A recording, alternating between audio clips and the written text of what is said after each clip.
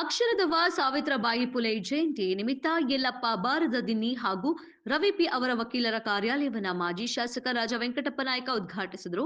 ರಾಯಚೂರು ಜಿಲ್ಲೆಯ ಮಾನ್ವಿ ಪಟ್ಟಣದ ಪಂಪಾ ಗಾರ್ಡನ್ ಬಳಿ ಇರುವ ಕಾರ್ಯಾಲಯವನ್ನ ಉದ್ಘಾಟಿಸಿ ಮಾಜಿ ಶಾಸಕ ರಾಜ ವೆಂಕಟಪ್ಪ ನಾಯಕ ಮಾತನಾಡಿ, ಅಕ್ಷರದವ ಸಾವಿತ್ರಿಬಾಯಿ ಪುಲೆ ಅವರ ಮಾದರಿಯೇ ನಾವು ಅಕ್ಷರ ಕಲಿಯಲು ಸಾಧ್ಯವಾಯಿತು ಎಂದರು.